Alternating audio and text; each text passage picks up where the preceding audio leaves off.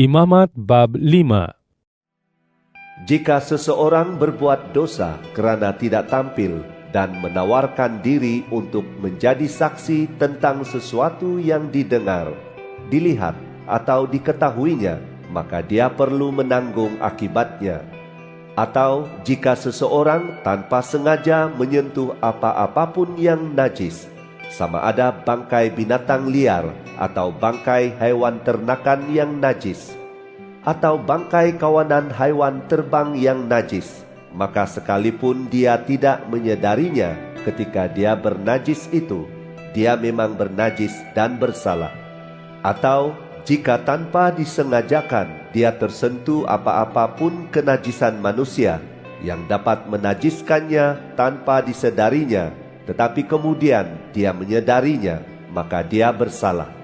Atau jika seseorang mengikut gerak hatinya, lalu tanpa sengaja bersumpah secara sembarangan dengan bibirnya untuk berbuat jahat atau berbuat baik, kemudian disedarinya akan hal itu, maka dia bersalah dalam hal salah satu sumpahnya.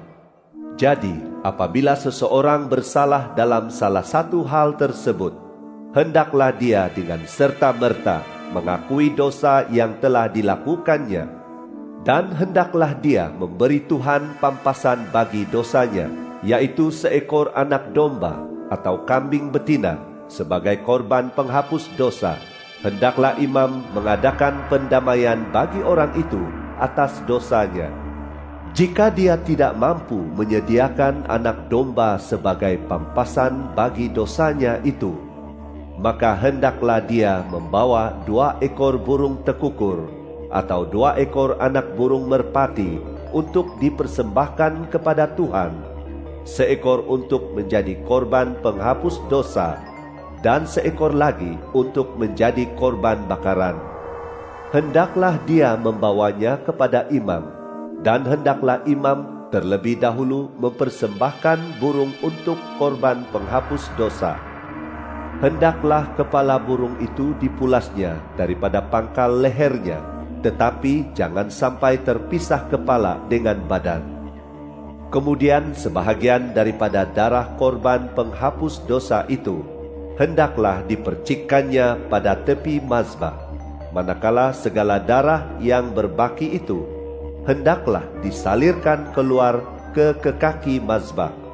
Itulah korban penghapus dosa. Hendaklah imam menyediakan burung yang kedua untuk dijadikan korban bakaran yang menepati peraturan, dan hendaklah imam mengadakan pendamaian bagi orang itu atas dosa yang telah dilakukannya, dan orang itu akan diampuni. Akan tetapi, jika dia tidak mampu mempersembahkan 2 ekor burung tekukur atau 2 ekor anak burung merpati, maka atas sebab dosa yang dilakukannya itu, hendaklah dia membawa 1/10 eva tepung terbaik sebagai persembahan penghapus dosa. Dia tidak boleh menuangkan minyak padanya dan menaruh kemenyan di atasnya, kerana itu persembahan penghapus dosa. Hendaklah dia membawanya kepada imam, dan hendaklah imam mengambil segenggam penuh daripada persembahan itu sebagai bahagian peringatan, lalu membakarnya di atas mazbah, di atas korban bakaran untuk Tuhan. Itulah persembahan penghapus dosa. Hendaklah imam mengadakan pendamaian bagi orang itu atas dosa yang telah dilakukannya dalam salah satu hal tersebut, dan orang itu akan diampuni. Segala bahagian yang berbaki menjadi bahagian imam, sama seperti peraturan dalam hal persembahan bahan makanan. Tuhan berfirman kepada Musa, jika seseorang melakukan kemungkaran dan tanpa sengaja berbuat dosa dalam hal-hal berkaitan dengan perkara-perkara suci milik Tuhan, maka sebagai tebusan kesalahannya, hendaklah dia mempersembahkan kepada Tuhan seekor domba jantan yang tidak bercacat celah daripada kawanan domba yang sudah dinilai menurut shikal perak, yaitu shikal rasmi kemah suci sebagai korban penebus kesalahan. Hendaklah dia membayar ganti rugi atas dosanya berkaitan dengan hal yang suci itu, dengan menambah 1/5 daripada nilainya, lalu menyerahkannya kepada imam. Hendaklah imam mengadakan pendamaian bagi orang itu dengan domba jantan korban penebus kesalahan itu, dan orang itu akan diampuni. Jika seseorang berbuat dosa dan melakukan satu daripada mana-mana larangan Tuhan, meskipun dia tidak menyadarinya, maka dia bersalah dan perlu menanggung kesalahannya. Hendaklah dia membawa kepada imam seekor domba jantan yang tidak bercacat celah daripada kawanan domba yang sudah dinilai, untuk menjadi korban penebus kesalahan. Hendaklah imam mengadakan pendamaian bagi orang itu atas dosa yang dilakukannya tanpa sengaja dan tanpa disedarinya itu, dan orang itu akan diampuni. Itulah korban penebus kesalahan, yakni orang itu benar-benar bersalah kepada Tuhan. Imamat bab 6. Tuhan berfirman kepada Musa, Jika seseorang berdosa dan melakukan kemungkaran terhadap Tuhan dengan menipu sesamanya tentang sesuatu barang yang diamanahkan untuk disimpannya, atau barang yang dirompak, atau yang disita menerusi ugutan dan penganiayaan, atau dia telah menemukan barang yang hilang, lalu berbohong mengenai barang itu dan bersumpah dusta, yakni apa-apapun yang dilakukan seseorang sehingga dia berdosa atas perbuatannya itu, jadi bersalah dan berdosalah dia, maka hendaklah dia memulangkan barang yang disitanya, barang hasil pemerasannya, barang yang disimpan dengannya, atau barang hilang yang dijumpainya, atau apa-apapun yang dia bersumpah dusta atasnya. Hendaklah dia membayar ganti rugi penuh dengan tambahan sebanyak 1/5 daripada nilainya. Hendaklah dia mengembalikan barang itu kepada pemiliknya pada hari dia mempersembahkan korban penebus kesalahannya. Sebagai pampasan, hendaklah dia membawa kepada Tuhan seekor domba jantan yang tidak bercacat celah daripada kawanan domba yang sudah dinilai, dan diserahkan kepada imam untuk menjadi korban penebus kesalahan. Hendaklah imam mengadakan pendamaian bagi pihak orang itu di hadapan Tuhan, dan orang itu akan diampuni sehubungan dengan apa-apapun perbuatannya yang menjadikannya bersalah. Tuhan berfirman kepada Musa, Perintahkanlah kepada Harun serta anak-anaknya demikian. Inilah hukum tentang korban bakaran. Hendaklah korban bakaran itu berada di atas kayu apinya, di atas mazbah sepanjang malam sehingga pagi hari. Dan dengan cara demikianlah api mazbah itu diuruskan agar terus menyala. Apabila korban bakaran sudah habis dimakan api di atas mazbah, hendaklah imam mengenakan pakaian kain linennya dan mengenakan seluar pendek linennya untuk menutupi auratnya, lalu hendaklah dia mengambil abu dan meletakkannya di tepi mazbah.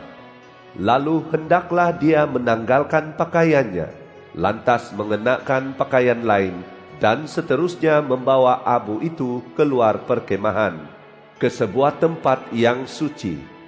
Hendaklah dengan cara demikian api di atas mazbah itu diusahakan agar terus menyala dan tidak dibiarkan padam.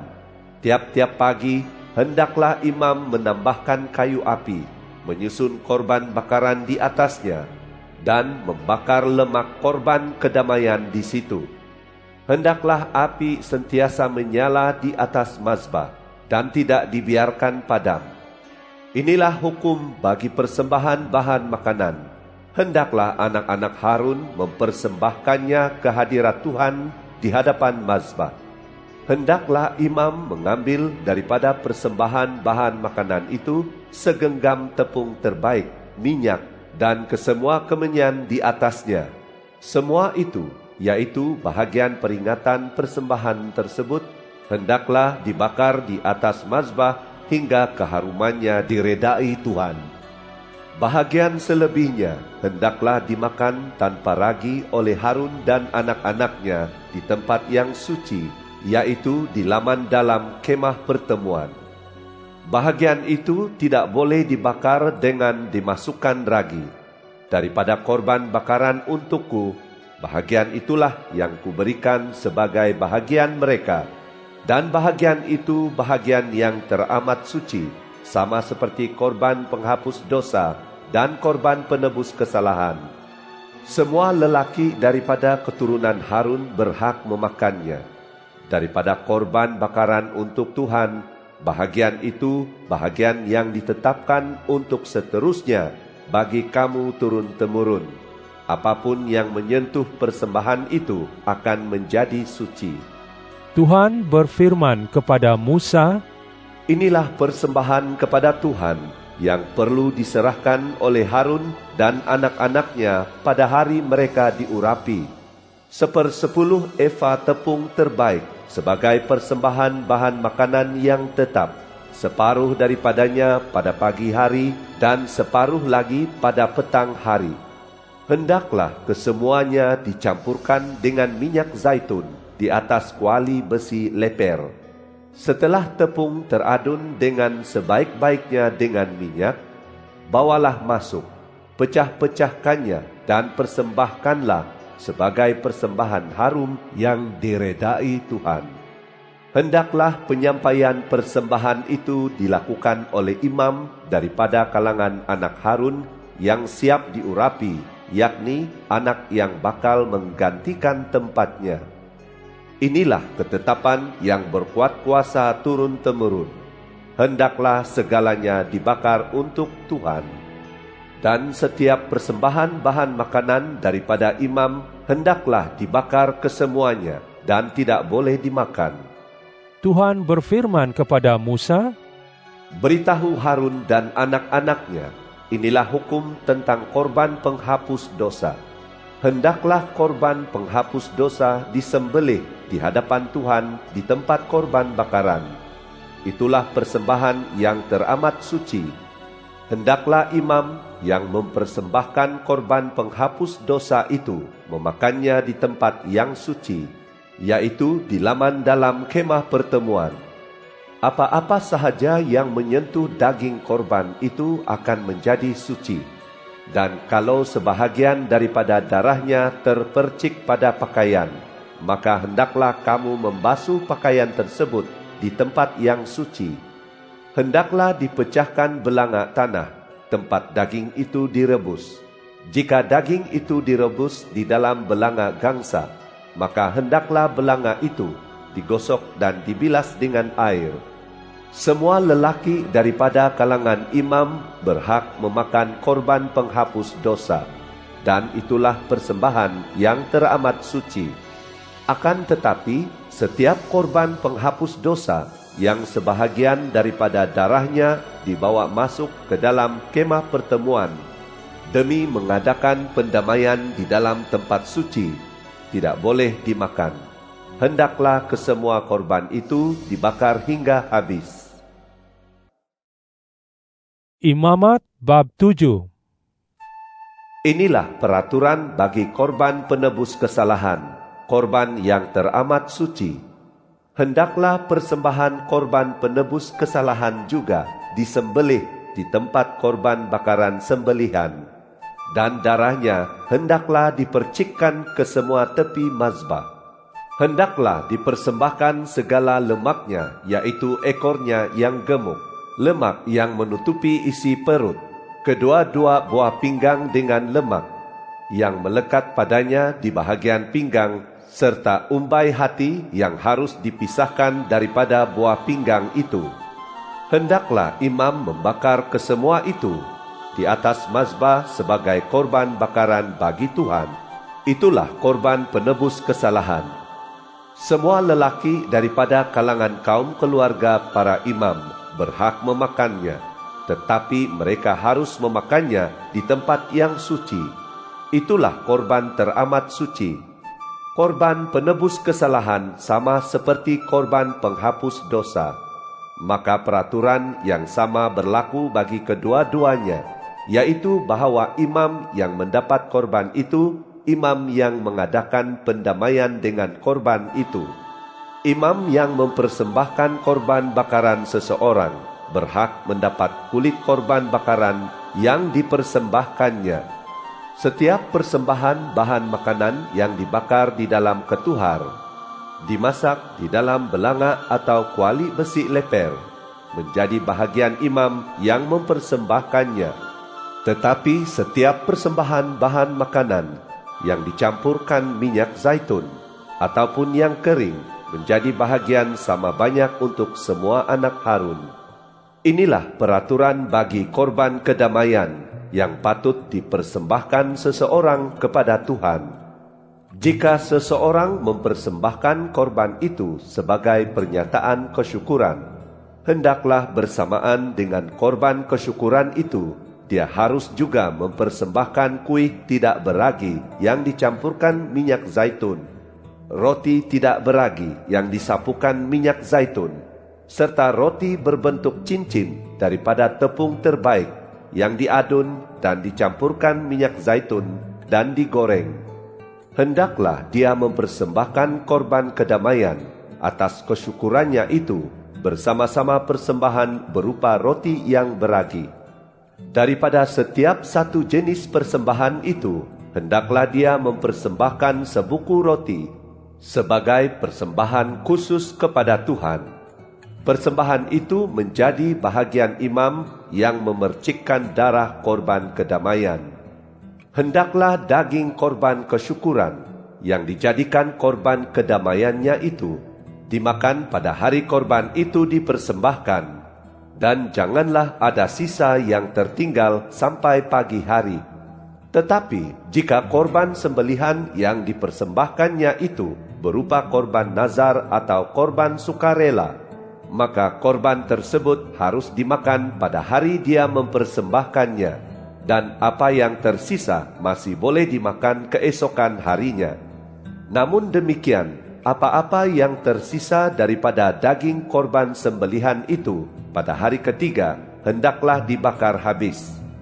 Jika ada bahagian daging korban kedamaian itu yang masih dimakan pada hari ketiga, maka orang yang mempersembahkannya tidak akan diterima dan korbannya tidak diambil kira. Korban itu dianggap jijik, dan barang siapa yang memakannya perlu menanggung padah kesalahannya. Daging yang tersentuh apa-apapun yang najis tidak boleh dimakan dan hendaklah dibakar habis. Daging korban yang secara istiadatnya suci boleh dimakan oleh semua orang yang suci. Akan tetapi, hendaklah disingkirkan daripada kalangan bangsanya seseorang yang dalam keadaan najis memakan daging daripada korban kedamaian yang dikhususkan untuk Tuhan. Jika seseorang menyentuh sesuatu yang najis, sama ada puncanya kenajisan manusia, haiwan yang najis, atau segala kejijikan yang najis, lalu dia memakan bahagian daging korban kedamaian yang dikhususkan untuk Tuhan, maka hendaklah orang itu disingkirkan daripada kalangan bangsanya. Tuhan berfirman kepada Musa, "Beritahu orang Israel, jangan makan lemak apa-apapun daripada lembu, domba atau kambing, lemak daripada bangkai binatang yang mati biasa, dan lemak daripada haiwan yang dibunuh oleh binatang buas. Boleh digunakan untuk apa-apa tujuan lain, tetapi jangan sekali-kali kamu memakannya. Sesiapa yang makan lemak daripada haiwan yang dipersembahkan sebagai korban bakaran kepada Tuhan, hendaklah disingkirkan daripada kalangan bangsanya. Jangan makan darah burung atau darah haiwan apa-apapun di mana-mana tempat tinggalmu. Sesiapa sahaja yang makan apa-apa darah, hendaklah disingkirkan daripada kalangan bangsanya." Tuhan berfirman kepada Musa, Katakanlah kepada orang Israel, orang yang hendak mempersembahkan korban kedamaian kepada Tuhan, hendaklah membawa kepada Tuhan sebahagian daripada korban kedamaiannya itu sebagai persembahannya. Hendaklah dia membawa dengan tangannya sendiri korban bakaran untuk Tuhan. Hendaklah dia membawa dada haiwan itu beserta lemaknya, lalu dada itu diunjukkan sebagai persembahan unjukan di hadapan Tuhan. Hendaklah imam membakar lemak itu di atas mazbah, tetapi dadanya menjadi bahagian Harun serta anak cucunya. Hendaklah kamu memberikan paha kanan kepada imam sebagai persembahan khusus daripada korban kedamaianmu. Sesiapapun antara anak cucu Harun yang mempersembahkan darah serta lemak korban kedamaian itu, dialah yang mendapat paha kanan itu sebagai bahagiannya. Dada persembahan unjukan dan paha persembahan khusus itu telah kuambil daripada orang Israel, daripada korban kedamaian mereka, dan telah kukurniakan kepada Imam Harun serta anak cucunya sebagai peruntukan tetap mereka daripada orang Israel untuk selama-lamanya. Pada hari Harun serta anak-anaknya dibawa menghadap untuk menunaikan tugas sebagai imam untuk Tuhan, itulah bahagian Harun dan bahagian anak cucunya daripada korban bakaran untuk Tuhan. Pada hari Musa mengurapi dan mentabiskan mereka, Tuhan memerintahkan agar orang Israel memberikan bahagian itu kepada mereka, dan itulah peruntukan tetap untuk mereka selama-lamanya turun-temurun.